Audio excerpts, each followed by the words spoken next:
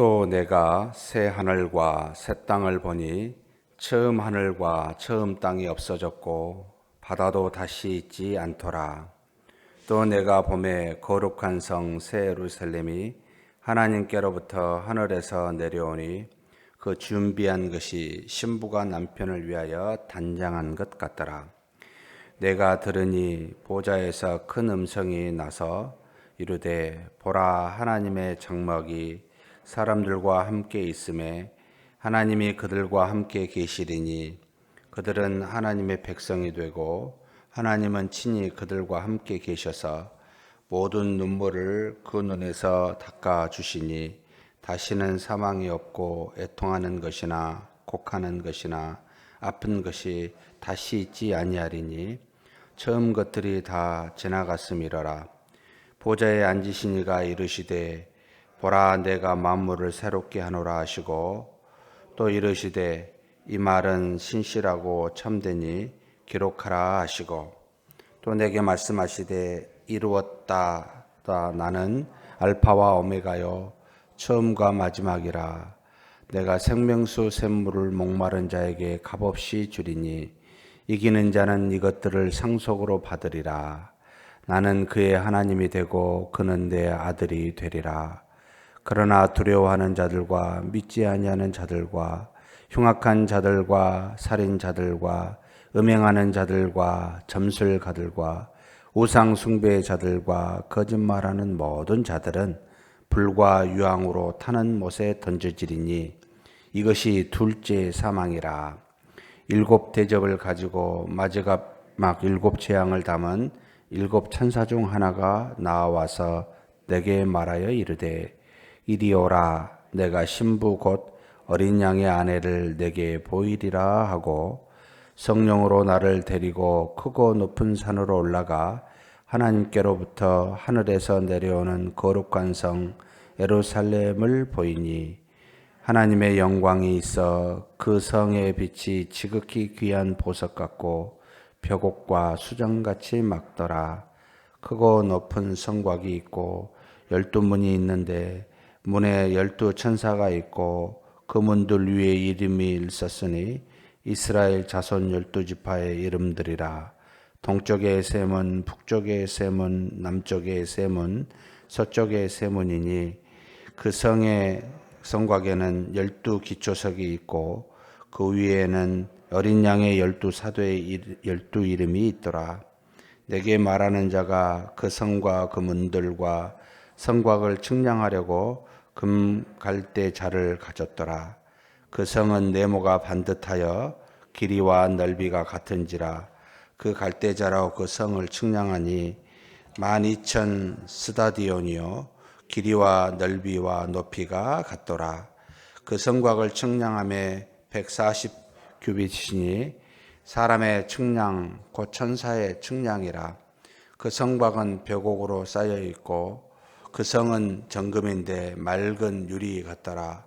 그 성의 성곽의 기초석은 각색 보석으로 꾸몄는데 첫째 기초석은 벽옥이요 둘째는 남보석이요 셋째는 옥수요 넷째는 녹보석이요 다섯째는 홍만호요 여섯째는 홍보석이요 일곱째는 황옥이요 여덟째는 녹옥이요 아홉째는 다망옥이요 열째는 비치옥이요 11째는 청옥이요 12째는 자수정이라. 그 12문은 12진주니 각 문마다 한 개의 진주로 되어 있고 성의 길은 맑은 유리 같은 정금이더라. 성 안에서 내가 성전을 보지 못하였으니 이는 주 하나님 곧 전능하신 이와 및 어린 양이 그 성전이심이라. 그 성은 해나 달의 비침이 쓸데없으니 이는 하나님의 영광이 비치고 어린 양이 그 등불이 되심이라. 만국이 그 빛 가운데로 다니고 땅의 왕들이 자기 영광을 가지고 그리로 들어가리라. 낮에 성문들을 도무지 닫지 아니하리니 거기에는 밤이 없음이라. 사람들이 만국의 영광과 존귀를 가지고 그리로 들어가겠고 무엇이든지 속된 것이나 가정한 일 또는 거짓말하는 자는 결코 그리로 들어가지 못하되 오직 어린 양의 생명책에 기록된 자들만 들어가리라. 아멘. 이제 요한계시록 마지막 부분들을 하고 있습니다. 내일이면 마치게 됩니다. 오늘의 말씀은 어제에 이어서 이제 1000년 뒤에 백보자의 심판 뒤에 있을 이제 내용들에 대해서 지금 말해주고 있습니다. 먼저 이 땅에 있었던 모든 피조물이 다 이제 새롭게 되었다.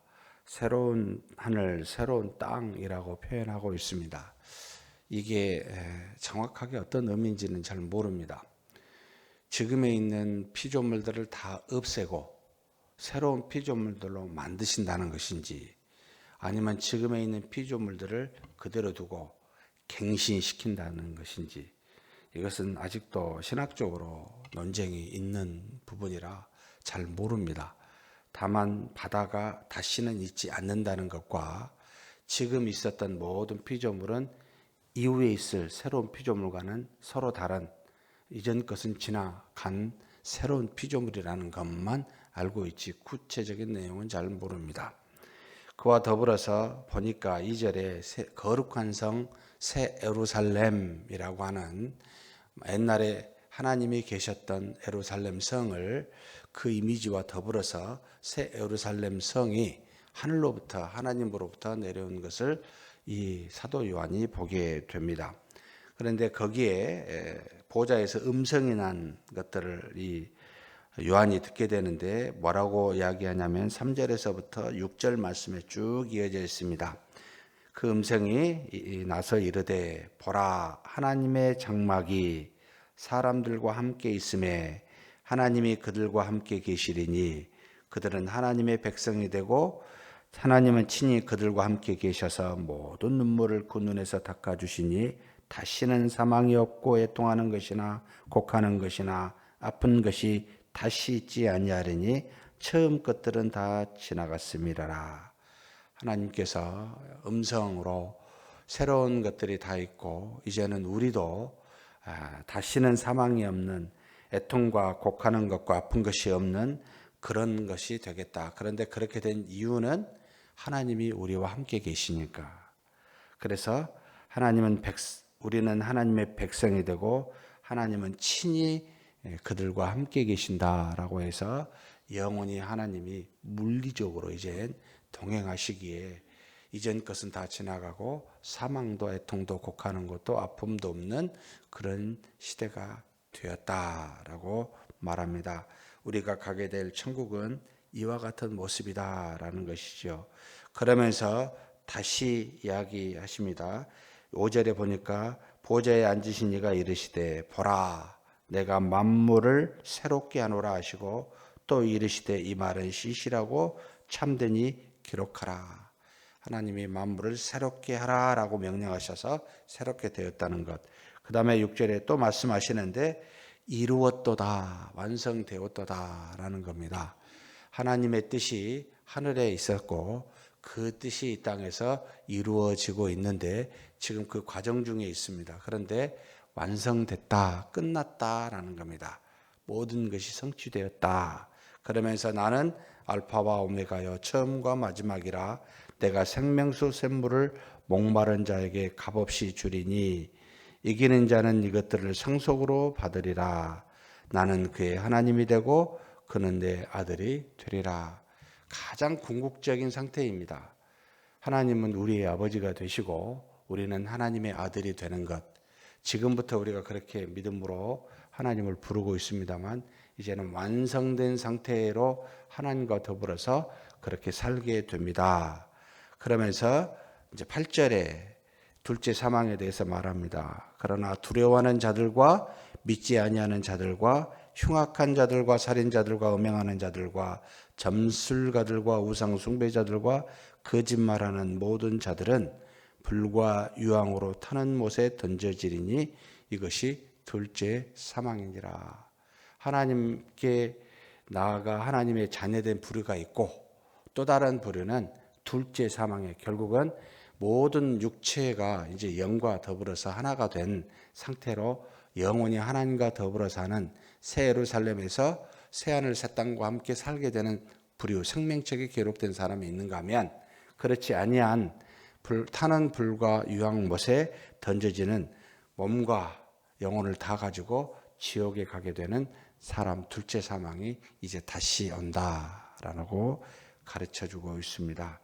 사랑하는 성도 여러분, 믿지 아니하는 대부분의 사람들의 성경에 8절에 이렇게 분류를 해놓은 겁니다. 이런저런 사람들로.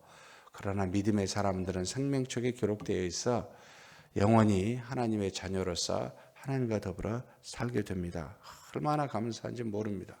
지금은 믿는 자나 안 믿는 자나 섞여 살기에 별반 차이가 없게 보이지만 정말 말할 수 없는 차이로 나눠지게 되어 있습니다. 마치 염소와 양이 백보자 심판에서 나누어져서 구별됨과 같이 우리도 그렇게 된다라고 가르치고 있습니다. 그러면서 새 예루살렘에 대해서 이제는 쭉 끝에까지 설명해 주고 있습니다. 새 예루살렘이 하늘로부터 내려왔는데 7 대접을 가진 한 천사, 그 중에 한 천사가 이 요한을 데리고 성령으로 말미암아 이제는 높은 산이 어딘지 모릅니다. 그런데 그곳에 새 예루살렘 성이 있는 곳으로 데리고 갔습니다. 그곳에는 12문이 있습니다. 각각 동서남북에 3문씩 있는데 각각 문마다 천사가 있고 그 문 위에는 12지파의 그 지파 이름이 쓰여져 있고 이 모든 새 예루살렘 성에는 각각의 성곽이 있는데 이것도 12개 아마 기초처럼 있는 것 같아요.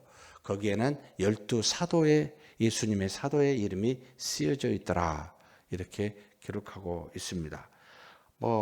문에 대해서 여러 가지에 대해서 우리나라 말로 엄청 보석 같은 걸로 색깔 있는 보석으로 기록되어 있습니다만 모르겠습니다. 나중에 가서 색깔 있는 보석으로 어떻게 되어 있는지 정말 그 보석인지 아닌지 모르지만 우리는 번역을 그렇게 해놨습니다. 우리 인간의 언어로. 다만 17절에 보면 동서남북의 길이와 높이와 넓이가 똑같은 모습이 나오는데 여기 12,000 스타디온이라고 나옵니다. 이 새 예루살렘 성이 스타디움은 영어로 스타디움에 헬라에서 스타디움, 영어로 스타디움으로 이렇게 이제 나왔는데 1스타디움은 한 190m에서 200m 정도 되는 거리를 말합니다. 그러면 물리적으로 12,000 스타디움이라고 하면은 약 2,400km가 됩니다. 그러니까 새 예루살렘은 쉽게 말해서 상상이 안 갑니다. 2,400m 하면 여기서 거리가 북경이 한 900m 되나요? 필리핀의 마닐라 정도 거리 될 거예요. 한 길이가. 이건 그러니까 인간의 눈으로 좌우 높이를 다 헤아릴 수가 없는 엄청난 크기의 새 예루살렘을 말해주고 있습니다. 높은 산 위에 있는 새 예루살렘, 높은 산은 도대체 그러면 얼마나 거대할까? 그리고 그 새 예루살렘이 거대하지만 높은 산이 있는 새하늘과 새 땅은 얼마나 넓을까? 상상할 수가 없는 모습임을 보여주고 있습니다. 그래서 천국에 대해서 이런 말 저런 말을 할 때 여러분 천년, 우리 물리적인 언어로 천년이라고 말하고 물리적인 모든 인간의 언어를 쓰고 있는 용어지만 정말 그 하나님의 나라에 대해서 우리식의 이해를 가지고 접근할 때 굉장히 어렵습니다. 이 천년의 전천년, 후천년, 무천년, 예수님이 천년 전에 오시느냐, 천년 뒤에 오시느냐, 아니면은 그냥 전체의 역사를 천년으로 생각해서 그냥 무천년이냐, 이해할 수 없는 용어들이 굉장히 많습니다. 그래서 예루살렘 여기 요한계시록을 우리가 지식이 짧아서 좀 접근하기 어려운 게 아니고 사실은 인간의 물리적인 언어로 표현한다는 것이 거의 당시에 이 사도 요한이 보고 기록한 내용이 굉장히 물리적인 언어로밖에 쓸 수가 없으니까 우리가 헤아리기 어려워서 조심스러워서 웬만하면 요한계시록을 그대로 그냥 읽고 해석을 깊이 하려 합니다. 실수할까 봐.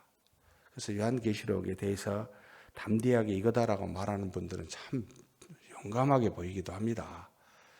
어찌됐든 21장은 새하늘과 새 땅, 새 예루살렘에 대해서 우리에게 가르쳐주고 있습니다만 여기 지금 이 새 예루살렘이 뭡니까? 라고 물을 때 정말 22절 한번 읽어보겠습니다.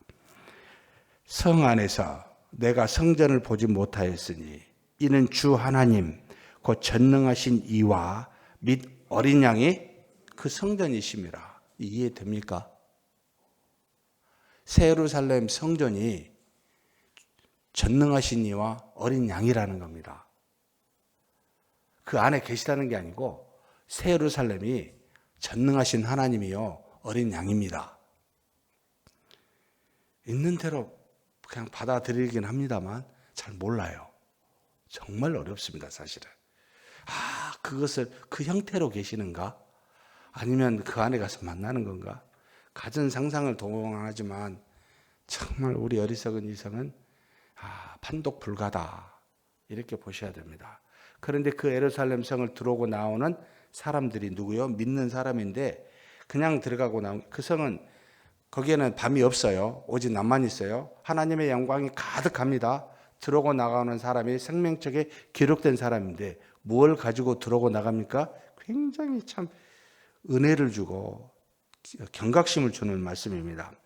24절, 25절 한번 읽겠습니다.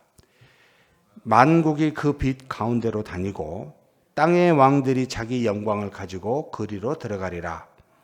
낮의 성문들을 도무지 닫지 아니하리니 거기에는 밤이 없음이라. 다시 26절. 사람들이 만국의 영광과 존귀를 가지고 그리로 들어가겠고.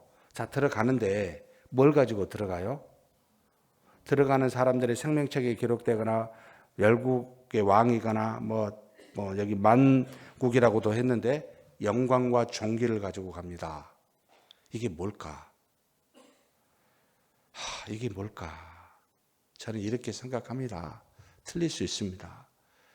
우리가 이 땅에서 정말 하나님을 위하여, 하나님의 나라를 위하여, 의를 위하여 행하는, 우리가 뭔가 은혜를 받고 그 은혜를 가지고 잠깐이라도 드러낸 모든 것들, 이거라도 가지고 하나님 앞에 아무것도 없이 들어가게 되면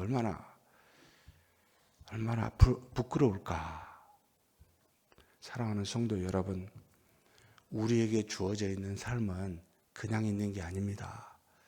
왜 하나님이 우리를 빨리 부르시지 않으시고 놔두셨겠습니까? 이 험난한 세상에 반드시 주의 뜻이 있기 때문입니다. 그렇다면 이 뜻이 드러내 이 일을 감당하면 그게 하나님의 영광이요 존귀가 아닙니까? 이것을 가지고 하나님, 제가 참 부족합니다만 이거밖에 못했습니다만 이거라도 하게 해주셔서 감사합니다 하고 그 영광과 존귀, 자기의 영광과 존귀라고 표현하고 있습니다. 사랑하는 성도 여러분, 정말 그렇게 사십시다. 여러분, 뒤의 것은 잊어버리고요, 앞에 있는 표대 그리스도만 바라봅시다. 도대체 우리가 살면 얼마나 산다고, 우리 과거의 문제를 가지고 시간이 그렇게 많나요? 그거 아니잖아요. 그래서 저는 다 물리고, 여러분 요건 먹는 상관은 전혀 없습니다. 근데 아까워요, 시간이.